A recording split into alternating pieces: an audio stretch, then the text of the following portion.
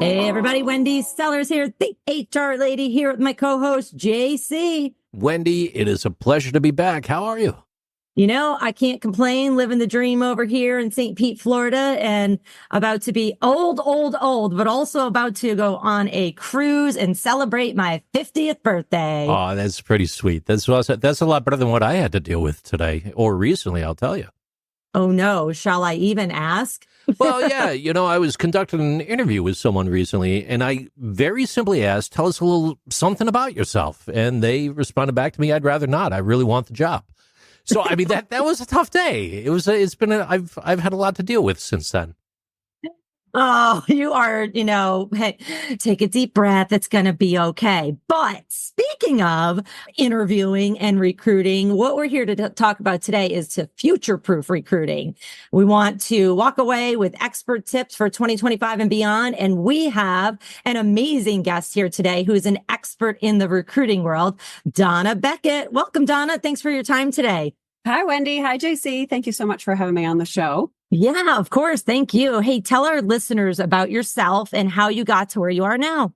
Because my background in recruiting began in 2000 and it spanned over 2 decades, starting in temporary temp to hire and then moving into full-time recruiting, a variety of different roles, everything top down, executive, middle management, and essentially any role a company is looking for. So I've worked in a lot of different industries as well, and that's healthcare, manufacturing, biotech, services, and specialty services. I love it. I love it. And education too, right? Absolutely. Education too. Yeah. If we have time, we'll share more about Donna later, but I want to jump in and talk about preparing to fill a role with or without a recruiter.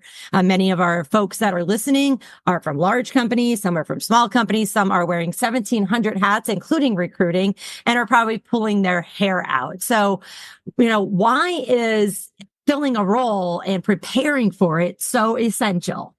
You have to be clear in what you need. You have to be clear in the expectations of a position. You have to define, a role such that you're setting somebody up for success that's coming into this organization. If you are unclear, they're going to be unclear.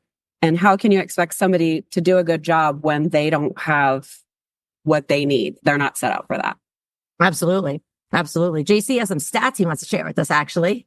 Around 70% of companies use structured interviews to fill roles, as this method is known to increase hiring accuracy by aligning candidates with job requirements, whether or not a recruiter is actually involved. Back to you.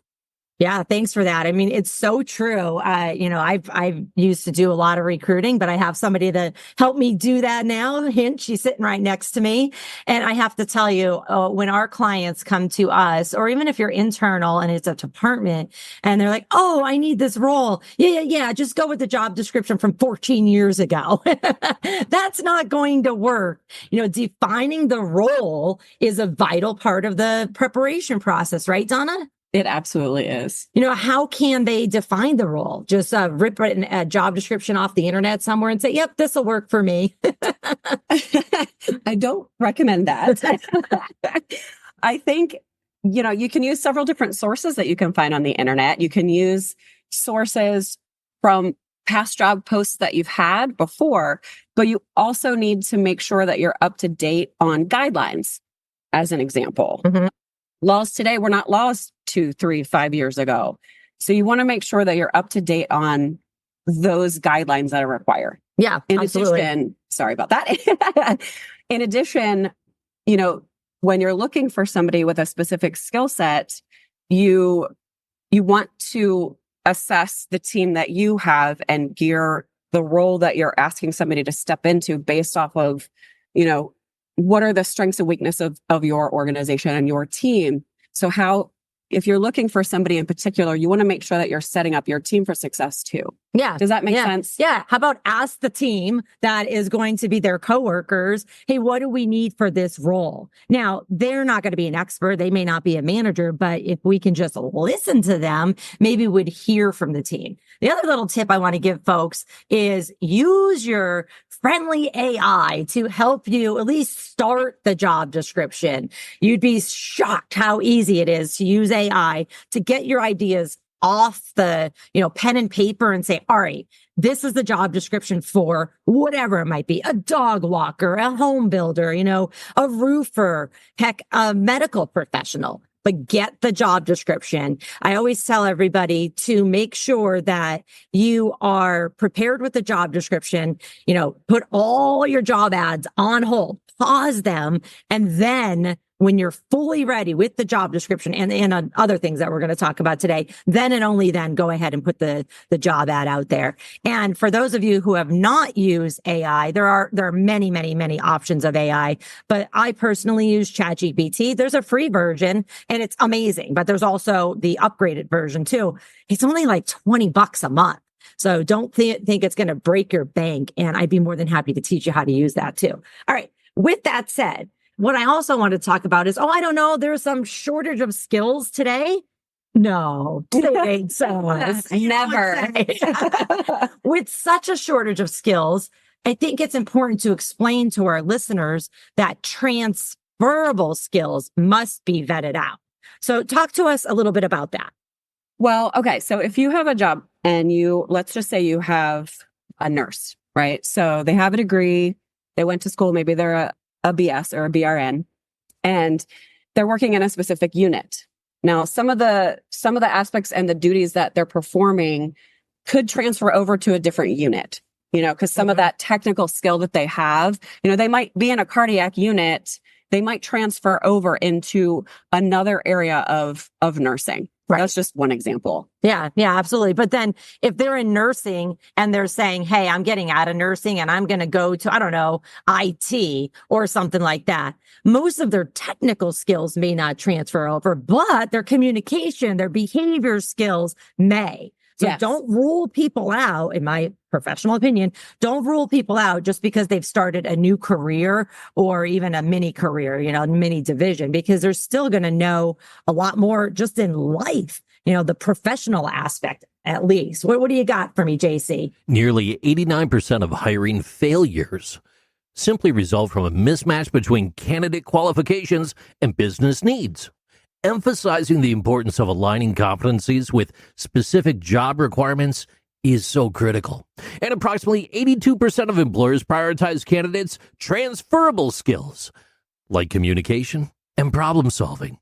This helps ensure adaptability and performance across different roles and projects. Back to you. Yeah, I love that. And here's the other thing is if somebody is actually changing careers, maybe their career that they're changing from required some kind of license or a very specific degree or certification, but the one that they're transferring to may not. So if the company, has the ability to train people on the skills that they need for the new role, then the interview needs to just focus on behavior, right? Absolutely. Communication, problem solving. And don't forget again about, making sure you have company values and then interview for those company values. And what I mean by company values, if you've been on my show before, I love them and I talk about them all the time, but words like respect, professionalism, adaptability, ask those questions in an interview so Absolutely. that you understand, they're not adaptable. They're not going to work for this role, even though everything else on the resume is absolutely perfect. But I don't know. Can you teach somebody to be adaptable? I think you could teach some people, right? I think so. I think so too. Hey, what's the best approach for sourcing candidates? So there's a lot of different ways that you can source candidates. Now, it does depend on your HR team. It depends on, do you have a recruiter that is set aside in your organization, or are you working with consultants like myself? Mm-hmm.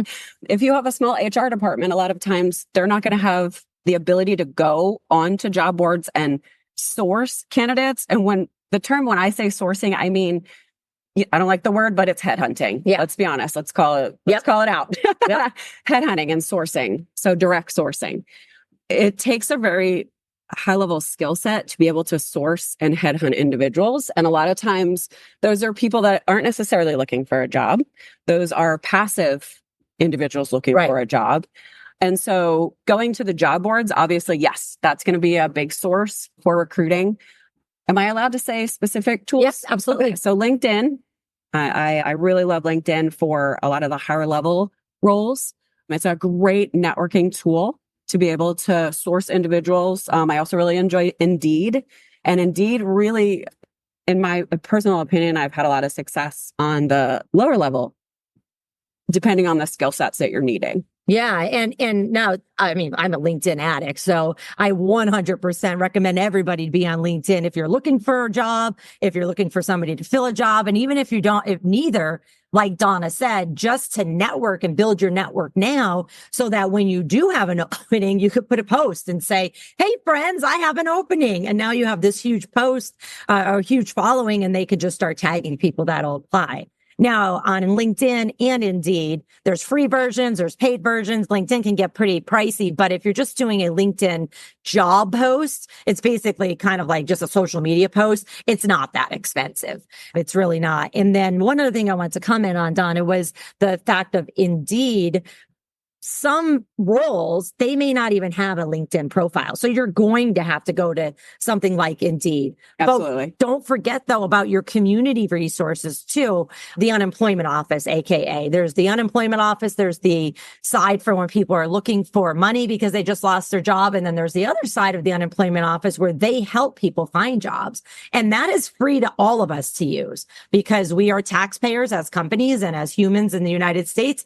And we can use those unemployment resources as well. Are they the best resources for recruiting? I'm not going to say they are the best resources, but for people that you're saying, you know what, I just need good people, I could teach them the skills, absolutely go there because they may be already there just because they're unemployed. And in theory, I don't know how it is in every state, but in theory, in order to use unemployment, you're supposed to be active as a candidate on their sites too. So thank you for that. When should a company consider external help versus doing it themselves? I think you have to look at what resources you have. It's money. Money is bottom line, something that needs to be analyzed. So do you have time? Also, do you have time to sit down and go through hundreds and hundreds of resumes for one job? For, however many jobs you have, you're going to get, on average, I don't know, 20 to 100 resumes per every job you're posting, depending on, what the job is itself. You're going to find people applying to jobs when they don't qualify. So you're going to have to go through all of those resumes. So are you going to have time, right? Are you going to have time to do that? Are you going to have time to reach out to the candidates? And how much of that time do you allot? And of course, that's on top of your job. Yeah, that's exactly. And one thing for people to understand as well is it is incredibly time consuming to go through even 20 resumes, never mind 100. And there's the pros and cons of this wonderful thing called the internet, where we make it as easy as possible for people to apply. And therefore they're scrolling on their phone at night and they're applying. And they don't even know what the heck they applied for. So a little trick that I would say could help, it's not going to eliminate everything, but is if, say on Indeed, if you are putting a job ad out there, end the job ad with a few questions that they have to answer. And it could just be a yes, no question, or if they write something in before they click. I personally would not recommend any more than 2 or 3 questions. Otherwise they'd give up. I'd be like, no way, I'm not giving you all this stuff for free. So make sure though that if a license, for example, absolutely is necessary, make sure before they hit submit, they say, yes, I have an active license, or they could type in, no, I don't have an active one, but I'll have it next week. Something like that. Approximately 64% of companies use external recruiters to access a broader talent pool and reduce the hiring time, while the remaining 36% rely on in-house teams for what they say is due to cost control and what they feel is deeper alignment with company culture. Wendy. Yeah, fair. I think they're fair. That's fair assessment, right? And by the way, on the thehrlady.com, we do have an on-demand training course, how to recruit and onboard. So check that out. Getting back to our expert recruiter here, Donna Beckett, talk to us about the practices of candidate screening process. Okay, so as far as interviewing goes, you want to make sure that you have clear questions. You want to outline some questions that you want to ask every individual that you're interviewing. You also want to make sure that this process from start to finish is not too long, right? So if you have 5 managers that are going to need to make a decision on this one candidate, if they're going to go over a 3-week span of that interview process, I can guarantee you're going to lose the person that you want to hire. You need to streamline the process. Yeah. Could you imagine? I mean, why do 5 managers need to be involved in hiring one person? If it's the CEO, that's one thing, right? And that's another point, Donna, too. The higher you go up the food chain, the org chart, so to speak, yes, it's probably going to be more time consuming and because you're spending more money. But just because somebody is just making minimum wage, don't just think that your 30-minute interview is it. Because we do want to make sure we get more than one person's opinion involved, even if it's an external person that may be a recruiter or just somebody that is in your network that knows about your company. So candidate screening, get your ducks in a row. That's what I think you're saying. Get your ducks in a row. Be prepared. I even tell our common clients that, listen, block out your calendar. We're putting a job ad out live today. Let's all block out our calendar for the next, Tuesday, Wednesday, Thursday. And I put holds on the calendar for interviews. And if they don't get filled, they don't get filled. The worst thing that I've seen happen is, oh my God, we got this amazing candidate. We just did a phone interview. Okay, they're coming in to do the interview. And then you forgot that 1 or 2 of your interviewing team are on vacation. And now the process is delayed, and then the candidate's going to get frustrated and walk away. What are some common pitfalls to avoid? I would say unrealistic expectations for a position. Yeah. Everybody wants this perfect person, a perfect coworker, a perfect boss, a perfect employee. But let's be honest, there isn't perfection. There's top-notch individuals, there's talented individuals, but nobody is perfect. So I would avoid, having your expectations so high for one specific position. You're not going to wind up finding somebody if you're expecting them to have, 10 things when you really only needed to have 5 or 7. Right. And then the other ones were, oh, that'd be nice to have, but one magical person in the entire universe has all those skills. Then that's not realistic. And then, I don't know. How about being realistic about compensation? Yeah, we're all broke. We get it. But so is the candidate. That's why they're coming to you. So they're not going to come to you if you're underpaid. 75% of organizations that regularly benchmark salary reports improved retention and reduced hiring costs by avoiding both underpayment and overpayment for those roles. Yeah, it's so true. And folks, I would suggest that you do compensation research before you make a decision. You can do that by, there's so many compensation programs out there. I myself use thehrlady.com for my clients, but you could just look at your competitors' job ads and see what they're paying. But it's not all just about pay. It's also about benefits, company culture, hours, this, that, and the other thing. Donna, what are your closing thoughts and final pieces of advice for our listeners for successful recruitment? Have a clear process in place. Allow everyone who's part of the hiring process to provide input. They could be either part of the interview process or not, but provide notes as far as, maybe ask them to ask a question that wants to be answered if they can't be present. Make a hiring decision based off what's important, the critical aspects and the skill sets needed versus what's preferred. Yeah. So I think you'll shoot yourself in the foot if you're too far-fetched. Like I said, no one is perfect. Yeah, absolutely. And there's so much more, folks. You have an expert here, Donna Beckett. She can be reached on LinkedIn or via email at Donna@thehrlady.com. That's right. She's partnered with the HR Lady for recruiting services. And don't forget, if you're a small business owner, manager, or HR professional, effective HR management is essential for success, but it can also feel overwhelming. The HR Lady's Insider Access Learning Management System makes it so much easier, offering memberships and individual courses on topics like recruiting. Learn more at thehrlady.com. Thanks, JC. Hey, everybody. We hope this has been helpful. Thanks, Donna, for joining us. Thank you so much for having me today, Wendy. Of course. Take care.